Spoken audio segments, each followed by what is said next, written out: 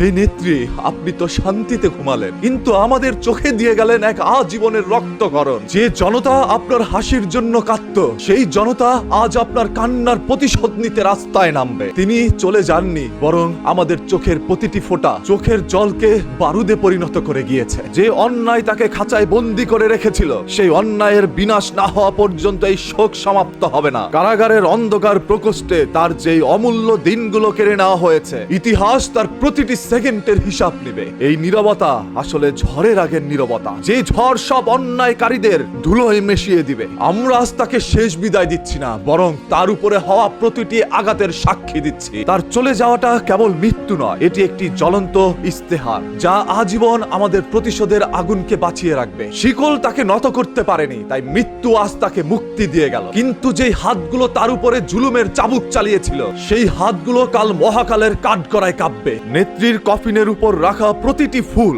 আজ অভিশাপ হয়ে ঝরছে তাদের উপর, যারা তাকে তিলে তিলে শেষ করেছে। তার চোখের প্রতিটি জলবিন্দু আজ আমাদের হৃদয়ে প্রতিশোধের শপথ হয়ে ফিরে আসছে। এক জনম ভরে আপনি শুধু সয়েছেন জেল, জুলুম আর একাকিত্ব।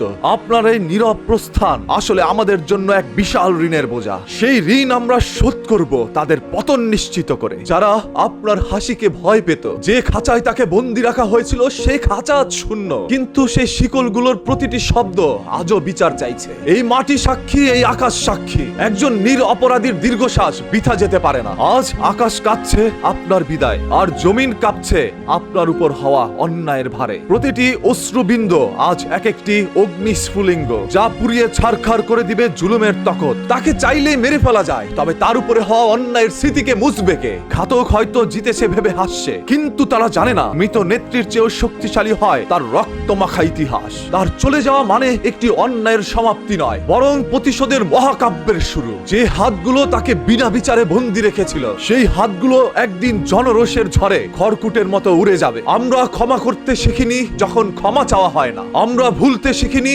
যখন রক্ত শুকায় না। নেত্রী, আপনার প্রতিটি কষ্টের হিসাব কড়ায় গন্ডায় আমরা বুঝে নিব। এই শহরের রাজপথ আজ শোকে স্তব্ধ, কিন্তু প্রতিটি মানুষের হৃদয়ে কান্নার বদলে প্রতিশোধের গর্জন শোনা যাচ্ছে। আপনি চলে গেছেন ঠিকই, কিন্তু রেখে গেছেন এক কোটি প্রতিবাদী কণ্ঠস্বর, যাদের কণ্ঠ কেউ দমাতে পারবে না। মানুষ মরে গেলে পচে যায়, কিন্তু অন্যায়ের বিরুদ্ধে লড়া এক জননী মরে গেলে লক্ষ কোটি হয়ে বেঁচে থাকে। আপনার উপর হওয়া প্রতিটি জুলুমের দাগ আমাদের হৃদয়ে আজ ক্ষত হয়ে আছে, আর ক্ষত থেকে রক্ত নয়, এবার বিপ্লব ঝরবে। এতদিন গণতন্ত্রের জন্য সংগ্রাম করেছি, এখন অনেক বয়স হয়েছে, তারপরেও বিশ্বাস আছে, আস্থা আছে, আল্লাহর উপর বিশ্বাস আছে এবং আল্লাহর রহমত আছে।